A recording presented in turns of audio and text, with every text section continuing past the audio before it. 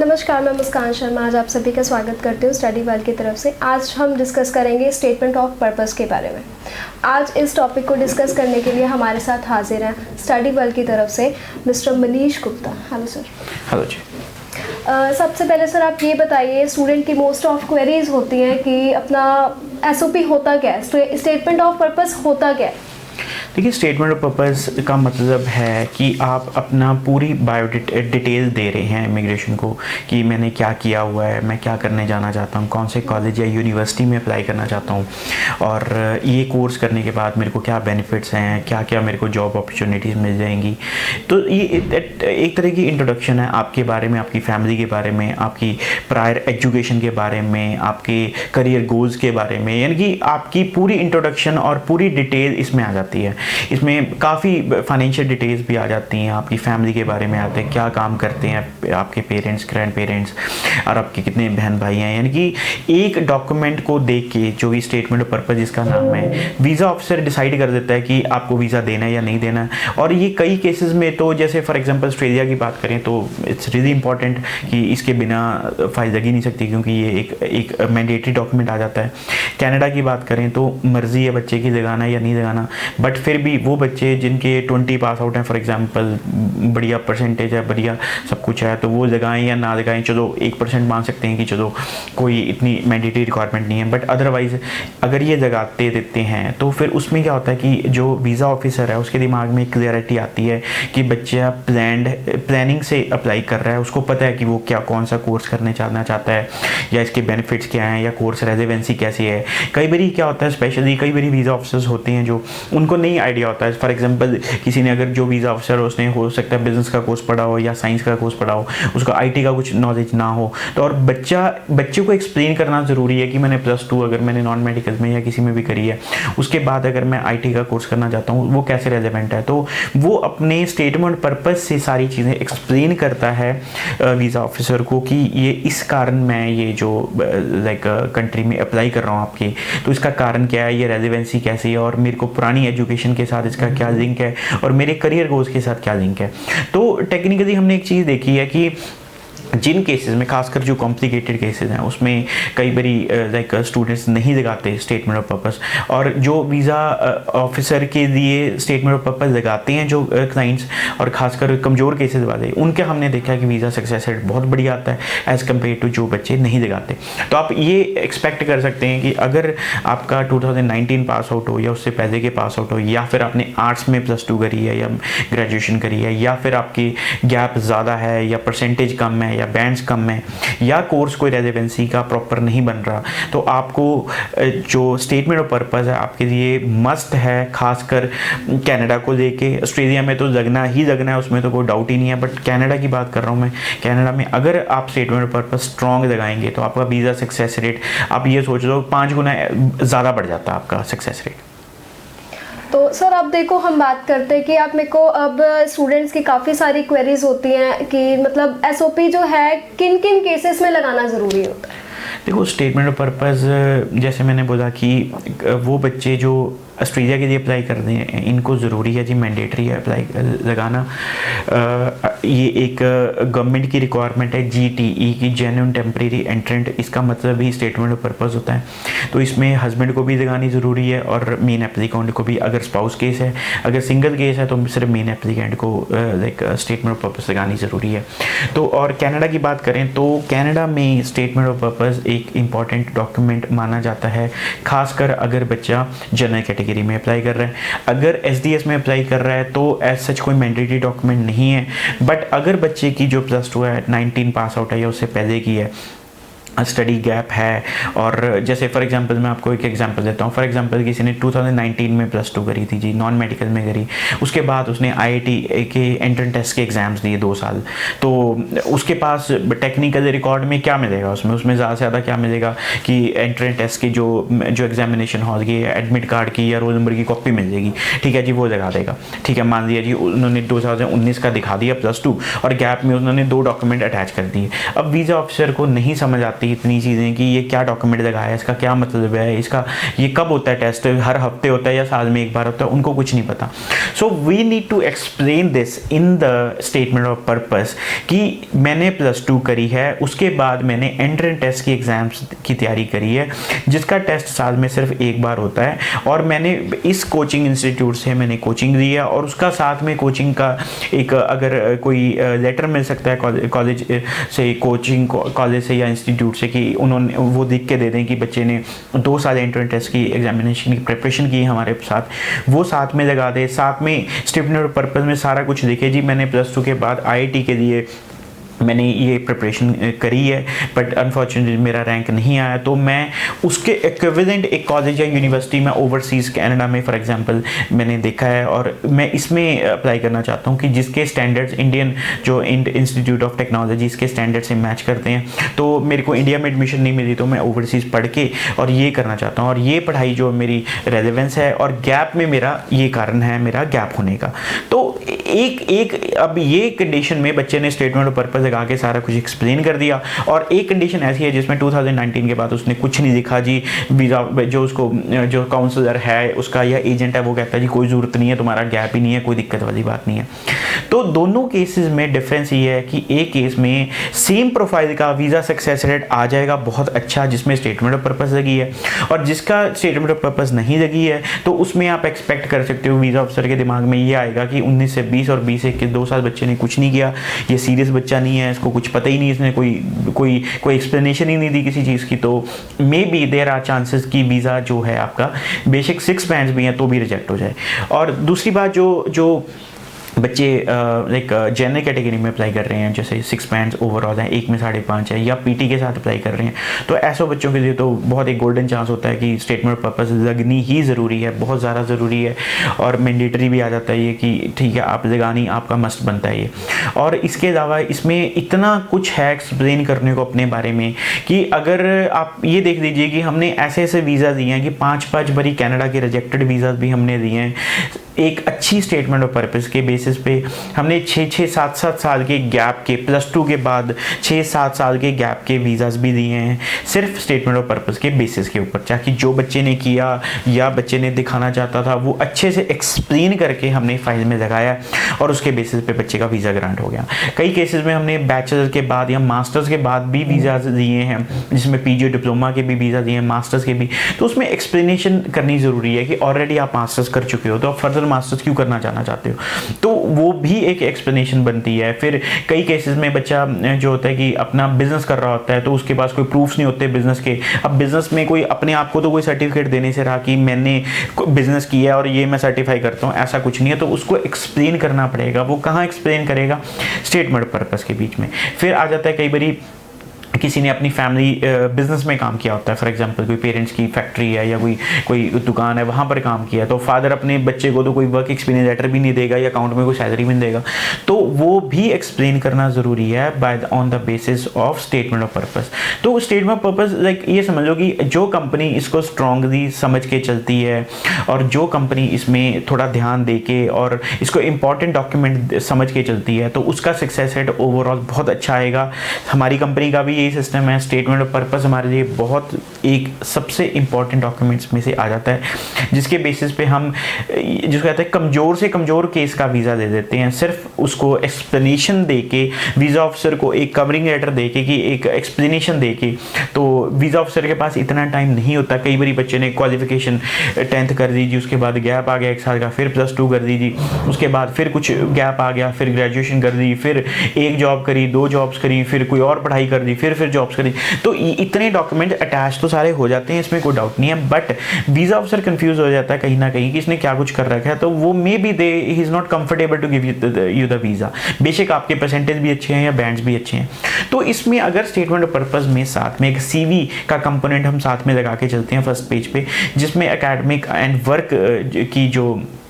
जो बच्चे की समरी है वो देते हैं कि जी इस साल से इस साल तक इसने 10th करी है, फिर +2 करी है, फिर बीच में गैप में ये किया है, फिर वर्क एक्सपीरियंस आ गया, फिर ग्रेजुएशन करी है, फिर वर्क एक्सपीरियंस एक आ गया, फिर दूसरा आ गया, फिर आगे मास्टर्स कर दी, फिर वर्क एक्सपीरियंस आ गया, दूसरा आ गया। तो इतने डॉक्यूमेंट्स अगर बच्चे के हों तो नेचुरली बात है visa officer will be confused by looking into the documents. तो अगर आप इसको एक समरी बना के फर्स्ट पेज पे आप इसको मेंशन करते हैं कि आपका वर्क एंड एजुकेशन समरी क्या है स्टेटमेंट ऑफ पर्पस के, it is basically statement of purpose come CV, तो दोनों चीज़ें कंबाइंड करके एक डॉक्यूमेंट्स में हम प्रोवाइड कर देते हैं। तो जिसमें क्या कि वीज़ा ऑफिसर को समझने में आपको और आपके केस को समझने में टाइम नहीं लगता, और जब वीज़ा अप्लाई करते हैं तो सक्सेस रेट आपका बहुत ज़्यादा आ जाता है। ओके सर, अब देखो बात करते हैं हम स्टेटमेंट ऑफ पर्पस में फंड्स और इनकम शो करना ज़रूरी होता है या नहीं? देखो फंड्स एंड इनकम ज़रूरी है, और इसके दो चीज़ें हैं कि अगर आप एक ही समरी में डाल देते हैं, सीवी भी एक में डाल देते हैं और इनकम और फंड्स की जो सारी समरी है वो भी एक में डाल देते हैं, तो वीज़ा अफसर को कहीं ना कहीं ईजी रहता है उसको समझने का, आपका केस समझने में। उसको हर एक डॉक्यूमेंट, आपकी पर्सनल डिटेल्स, आपकी फैमिली डिटेल्स, आपकी एजुकेशन डिटेल्स, आपकी वर्क डिटेल्स, आपकी कोर्स जो पढ़ना जाना चाहते हो वो, आपकी फैमिली की इनकम, फंड्स जो भी है सब कुछ एक डॉक्यूमेंट पे आ गया, तो उसको ज़्यादा स्क्रॉल करने की, या चलो बाकी डॉक्यूमेंटेशन उसने चेक करनी है, खोल के चेक कर सकता है, बट उसको सारी डॉक्यूमेंट एक समरी में मिल जाती है। तो इसमें एक वीज़ा अफसर के दिमाग में ये आता है कि बच्चा बिल्कुल प्लान्ड और सही तरीके से अप्लाई कर रहा है, उसने हर चीज़ को मेरे को एक्सप्लेन किया, इनकम को, फंड्स को, हर चीज़ को लेके, और क्यों पढ़ना चाहता है हर चीज़ एक्सप्लेन करी है। तो उनके दिमाग में एक चीज़ आती है कि बच्चा सीरियस है पढ़ने को, बच्चा एक प्लानिंग से अप्लाई कर रहा है और सही तरीके से सारी डॉक्यूमेंटेशन की प्रेजेंटेशन अच्छी करके कर रहा है, जिसमें वीज़ा अफसर को ज़्यादा सोचना और दिमाग चलाना नहीं पड़ता, उसको हर चीज़ की एक डिटेल्ड में इंफॉर्मेशन मिल जाती है, जिसमें उसको वीज़ा देने में इजी होता है। लाइक अगर वीज़ा ऑफिसर आपका कंफ्यूज हो जाता है आपके डॉक्यूमेंट्स देख के, तो वो कुछ ना कुछ कारण दिखा के कि ये वापस नहीं आएगा, या इनके फाइनेंशियल डॉक्यूमेंट जो हैं वो हमारे को सूटेबल नहीं है, या किसी न किसी कारण आपका वीज़ा रिफ्यूज़ कर देगा। बट जब हम एक जब डॉक्यूमेंट्स लगाते हैं जिसमें खासकर ये इनकम के डॉक्यूमेंट्स आ जाते हैं, इनकम के डॉक्यूमेंट्स की मैं बात करूँगा खासकर कनाडा को लेके या ऑस्ट्रेलिया को लेके, हम कम से कम 15 लाख रुपए के फंड्स को हम दिखाने की कोशिश करते हैं कि जो इनकम है, जो कम से कम फैमिली इनकम की साल की 15 लाख रुपए दिखा के चले हम। तो अगर हम उसमें इनकम लिखते हैं और उसमें ये भी लिखते हैं कि कौन से फैमिली मेंबर की कितनी इनकम है, वो साथ में अगर साथ में हम मेंशन करते हैं, तो उसकी टोटल करते हैं कि इतने लाख की हमारी एनुअल इनकम है, उसको डॉलर में कन्वर्ट करते हैं, तो एक वीज़ा ऑफिसर ईजीली उसको समझ देता है कि ठीक है फैमिली इनकम स्ट्रॉन्ग है, तो बच्चा आराम से वहाँ पे पढ़ लेगा, उसको दिक्कत नहीं आएगी, उसको बीच में नहीं छोड़ना पड़ेगा।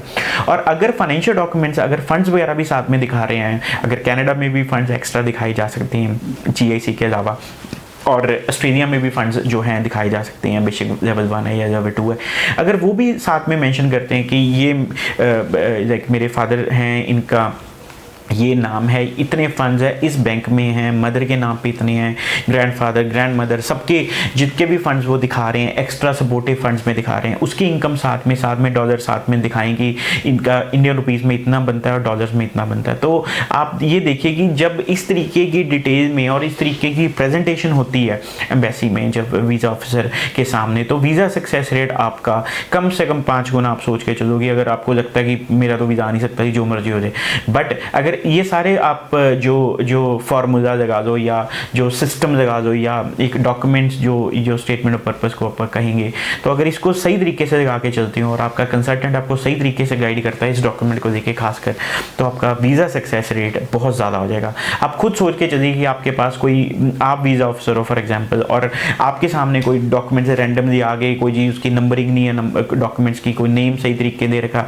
भी कौन से साल में क्या किया। कई बार बच्चे की सप्ली होती है कि उसकी 3 साल में डिग्री होनी होती है, 4 साल में होती है, वो 6 या 7 साल में जाके होती है, वो आगे आगे बढ़ती रहती है और बीच में बच्चा जॉब कर देता है। तो ये सारी चीज़ें आप कैसे एक्सप्लेन करोगे? आपके पास कोई, आपको ये नहीं है कि आपके पास वीज़ा ऑफिसर का नंबर है तो वो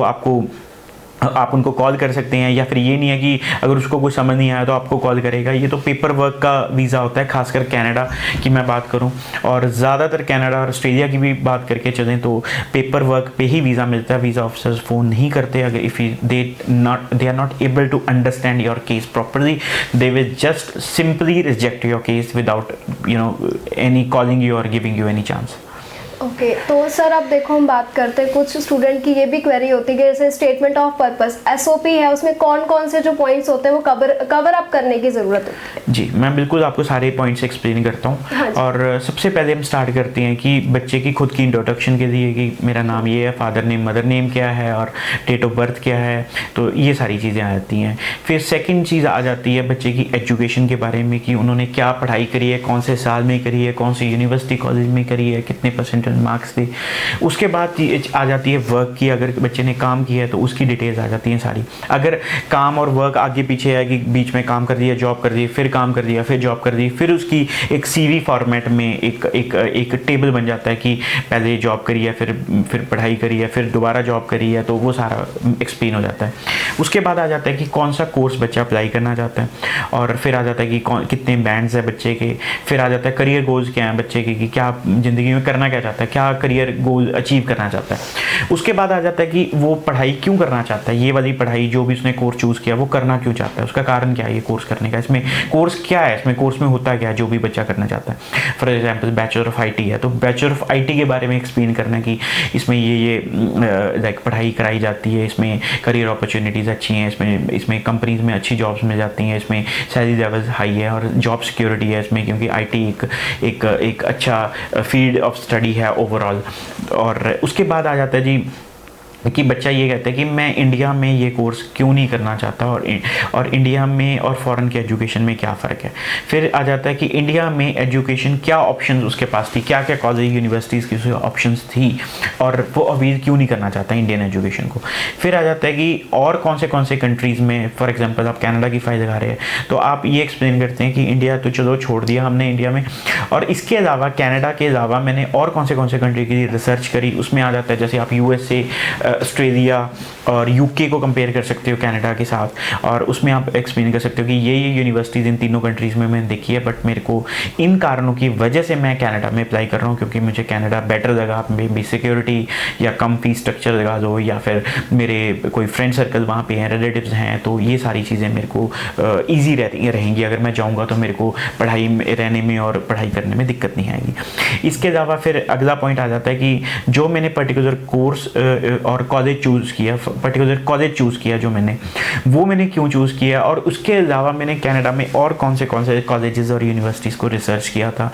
और उसमें आपको ये देखना ज़रूरी है कि जो कॉलेजेस और यूनिवर्सिटीज़ आपने रिसर्च करे हैं उनका नाम क्या है, उनमें कोर्स क्या अवेलेबल था, उसमें फ़ीस क्या थी, और उनकी वेबसाइट का एड्रेस क्या है, और वो क्यों नहीं आपने चूज़ किया, और ये जो आपने कॉलेज चूज़ किया वो क्यों चूज़ किया, कंपैरिजन उसमें दिखाना है आपने। हाँ जी। उसके बाद आ जाता है कि जो पर्टिकुलर कॉलेज है उसके बारे में आप डिटेल्स देंगे कि कहाँ लोकेटेड है, कितनी फ़ीस स्ट्रक्चर है, उसकी वेबसाइट क्या है, और उस कॉलेज में और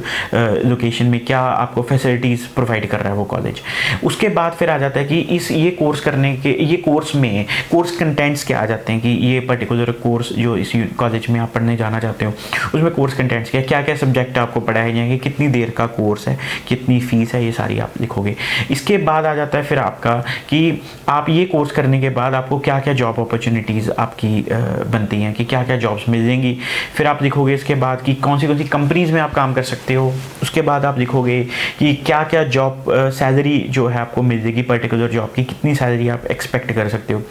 उसके बाद फिर आ जाता है आगे की जो ये कोर्स है जो आप पढ़ना चाहते हो ये रेलेवेंट कैसे आपकी पुरानी स्टडी या करियर गोल्स के साथ, तो उसका एक पैराग्राफ लिखना ज़रूरी है। इसके बाद फिर आगे आपको ये लिखना आ जाता है कि फाइनेंशियल स्टेटस आ जाता है कि आपकी फैमिली की इनकम कितनी है, या फैमिली के जो फंड्स दिखा रहे हैं वो कितने हैं। उसमें आप जीएसी भी आप मेंशन कर सकते हो। आप एक समरी बना सकते हो कि मेरा 1 साल की कोर्स की फ़ीस इतनी है जी, वो मैंने पे कर दी, जीएसी इतना है मैंने पे कर दिया, और नेक्स्ट ईयर के लिए मेरा प्लान ये है कि नेक्स्ट ईयर की कोर्स फीस मेरी इतनी आ रही है और मेरी इतने लिविंग एक्सपेंसेस आ रहे हैं टोटल, और इसमें हमने मेरी फैमिली की इतनी इनकम है और इतने फंड्स मेरे पे अवेलेबल हैं, और ये सारे चीज़ों के साथ मेरे को आगे पढ़ाई कंप्लीट करने में, क्योंकि मेरी फैमिली की इनकम और फंड्स हैं उनके पास, तो मेरे को आगे पढ़ाई कंप्लीट करने में कोई दिक्कत नहीं आएगी। इसके अलावा आ जाता है कंक्लूजन आ जाता है जी कि I like want that you grant me a visa for studying in Canada, और उसमें कि जो भी आपके रूल्स एंड रेगुलेशन मैं फॉलो करूँगा, और मेरा ये पढ़ाई करने के बाद मैं अपनी फैमिली के पास वापस आऊँगा इंडिया में, और उनकी तरफ मेरी रिस्पॉन्सिबिलिटीज़ हैं और उनको मैं टेक केयर करना चाहता हूँ, और जॉइंट फैमिली में मैं रहा हूँ और आगे भी जॉइंट फैमिली में रहना चाहता हूँ। और इसके बाद आ जाते हैं वीज़ा कंडीशंस। आपको वीज़ा कंडीशन लिखनी ज़रूरी है कि ये वीज़ा कंडीशन मेरे लिए एप्लीकेबल होंगी इन केस आप मेरे को वीज़ा ग्रांट करते हो। तो अब ये सारे पॉइंट्स देख लो, मैंने कोई डॉक्यूमेंट पढ़ा नहीं आपके सामने, कोई रेफ़र नहीं किया, कोई मैंने आंख नीचे करके बात नहीं करी, कोई पढ़ के नहीं बोल रहा, कोई स्क्रीन पे देख के नहीं बोल रहा, सीधा कैमरे में मैंने आपको सारे के सारे पॉइंट्स एक पॉइंट में बता दिए, क्योंकि ये सारी चीज़ें हमारे लिए नॉर्मल बातें हैं, ये हमारा रोज़ का काम है। जैसे कि जो हमने किसी को, जैसे एग्जाम्पल देते हैं कि किसी ने अगर, जैसे लेडीज़ ने घर पर सब्जी बनानी होती है तो उनको पढ़ के नहीं बनानी, उन्होंने जिसको आता है तो उसने चुप करके सारा कुछ रख देना और एक बारी में क्लियर करके दे देना, उसने कोई किताब को रेफ़र नहीं करना या पढ़ के नहीं देखना। वही हमारा काम है, हमारा रोज का काम है, वीज़ाज कैसे अप्लाई करने हैं, कैसे स्टेटमेंट ऑफ पर्पस बनानी है। तो हमें कहीं पढ़ के रेफ़र करके या कहीं देख के नहीं हमने बोलना होता, क्योंकि रोज का काम है तो मुँह जुबानी ये सारी चीज़ें वैसे ही याद होती हैं। तो इस तरीके से आप एक्सपेक्ट कर सकते हो कि अगर आपका जो वीज़ा कंसल्टेंट है, जो आपकी फाइल जिसने पकड़ी है और उसको यानी कि आप जिसको चूज़ किया, तो उसको इतनी नॉलेज, इतनी एक्सपर्टीज होनी चाहिए कि जो आप फाइल आप उसको दे रहे हो तो उसको प्रॉपर नॉलेज और एक्सपीरियंस और पूरा उसको एक्सपोजर होना चाहिए कि कैसे फाइल लगानी है, क्या क्या डॉक्यूमेंट उसमें मैंडेटरी होंगे। और मेरे लिए ये इंपॉर्टेंट नहीं है कि मिनिमम डॉक्यूमेंटेशन एम्बेसी क्या मांगती है, ना ही मेरे लिए ये इंपॉर्टेंट है कि जो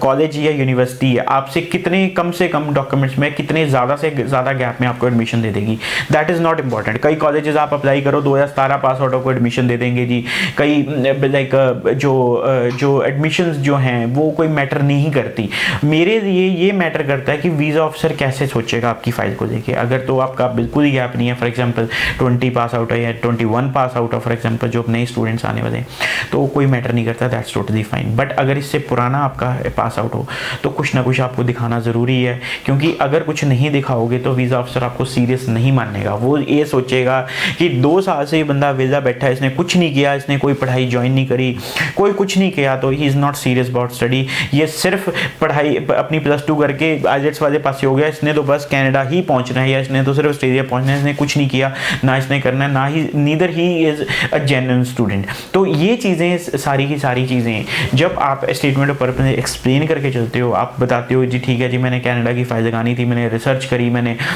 इतनी वेबसाइट्स देखी, मैंने इतने एजुकेशन एजेंट्स के पास गया, इतने सेमिनार अटेंड किए, उसके बाद मेरे को इन्फॉर्मेशन मिली कि ये सारी चीज़ें इंपॉर्टेंट है, और इस तरीके से मैंने चूज़ किया कॉलेजेस, यूनिवर्सिटीज़, उनको ईमेल्स लिखी, फिर मेरे को चूज़ करा और उसमें मेरे को 5-6 महीने लग गए। तो ये कैसे पता लगेगा वीज़ा ऑफिसर को? वो पता लगेगा स्टेटमेंट ऑफ पर्पस के जरिए, तो जब वो आप सारा कुछ लिख के देते हो। तो और ये सारी चीज़ें अगर बच्चा एक्सप्लेन करके चलता है तो वीज़ा ऑफिसर उसको एक जेन्युइन स्टूडेंट, इसको एक लर्नेड स्टूडेंट, और इसको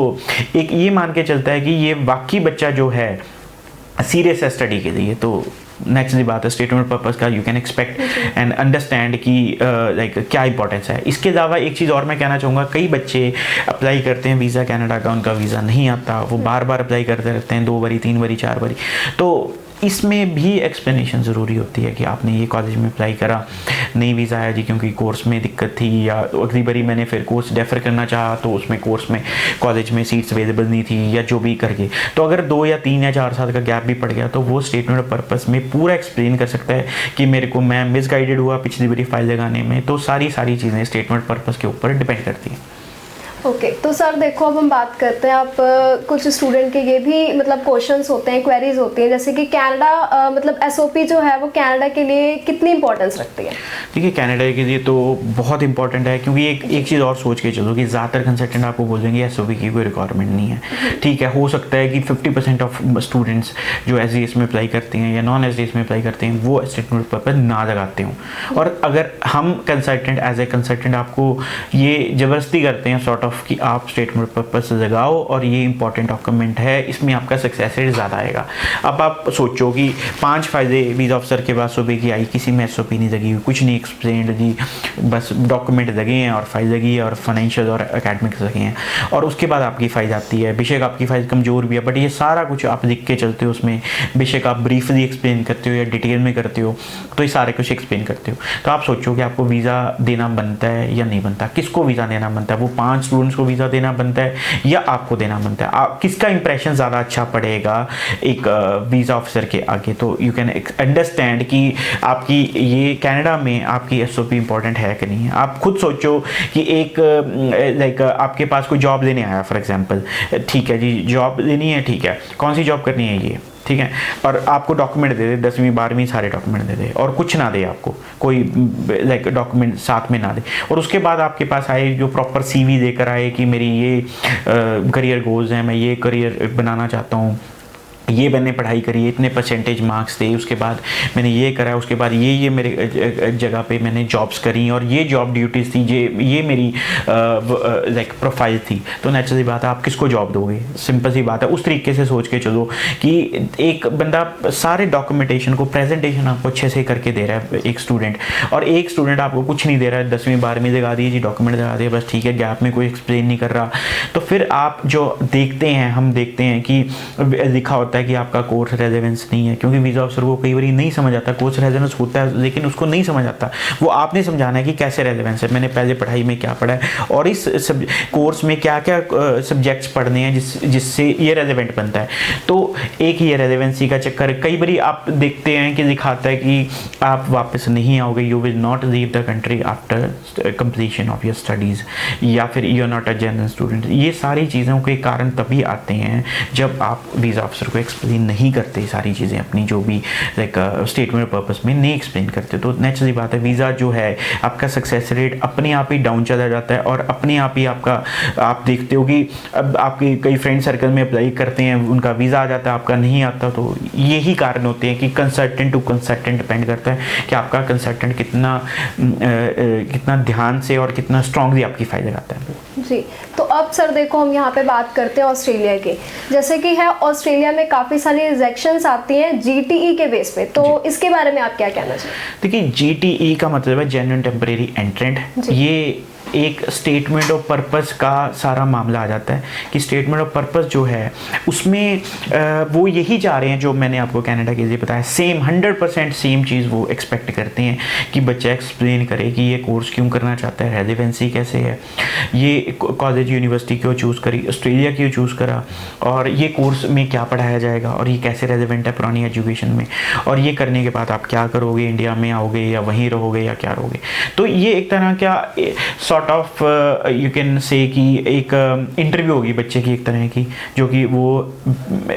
रिटन में भेज रहा है वीज़ा ऑफिसर को। आप अभी आपने देखा भी होगा, सुना भी होगा कि कनाडा के कुछ बच्चों को जैसे कि वीज़ा ऑफिसर से इंटरव्यू कॉल्स आ रही हैं, तो उसमें क्या होता है कि जब वीज़ा ऑफिसर किसी चीज़ में लाइक उसको लगता है यार कि ये रिसेंटली शुरू हुआ है, पहले आते थे किसी टाइम पे बट अभी रिसेंटली सुनने को आया कि ऐसे करके बच्चे की कॉल्स आ रही हैं, वो उन बच्चों को आती हैं जो अपना केस ओपन छोड़ देते हैं, गैप छोड़ दिए जी, रेलेवेंसी का कुछ उन्होंने एक्सप्लेन नहीं किया, इनकम नहीं शो कर अपनी कोई एक्सप्लेन करी, कोई स्टेटमेंट ऑफ पर्पस नहीं दिखा रहे, ऐसे जब बच्चा अप्लाई कर रहा है ऐसा केस, तो उसको नेचुरली बात है उसने कुछ भी एक्सप्लेन नहीं किया। तो अगर वीज़ा ऑफिसर के दिमाग में कुछ क्वेश्चन आ रहा है या कुछ बात है, तो वो सोचता है कोई बात नहीं जी, बच्चे को फ़ोन करके इंटरव्यू दे देते हैं। अब इंटरव्यू में तो आपको पता ही है कि इट्स नॉट ईजी, जैसे आपको एकदम से आप मार्केट में घूम रहे हो जी, आपको फ़ोन आ गया, तो आप बताओ क्या जवाब दोगे और कहाँ से इंटरव्यू आप हैंडल कर दोगे। तो हमारा एक भी बच्चे को इंटरव्यू कॉल नहीं आई, ना ऑस्ट्रेलिया की ना कनाडा की, पिछले मेरे ख्याल 1.5-2 सालों में तो खासकर। तो उसका कारण ये है कि स्टेटमेंट ऑफ पर्पस हमारा स्ट्रॉन्ग होता है। जो वीज़ा ऑफिसर के दिमाग में क्वेश्चन होते हैं, यही जो आपको स्टेटमेंट ऑफ पर्पस के कंटेंट्स बताए हैं, यही सारे वीज़ा ऑफिसर के दिमाग में क्वेश्चंस होते हैं। अगर हम वीज़ा ऑफिसर को सारा का सारा हम रिटर्न में एक्सप्लेन करके दे रहे हैं, तो उसका इंटरव्यू देने का कोई चांस नहीं बनता, और वीज़ा सक्सेस रेट है वो आपका बहुत ज़्यादा बढ़िया हो जाता है। ठीक है, चलो शुक्रिया जी, आपने हमारे बच्चों के साथ इतनी इन्फॉर्मेशन शेयर करी। उम्मीद करते हैं आपको आपके सवालों के जवाब मिल गए होंगे, और अधिक जानकारी पाने के लिए नीचे दिए गए नंबर पर आप संपर्क कर सकते हैं और हमारी नियरेस्ट ब्रांचेस में आप विजिट कर सकते हैं। जल्दी मिलेंगे नई वीडियो के साथ, नई अपडेशन के साथ। नमस्कार।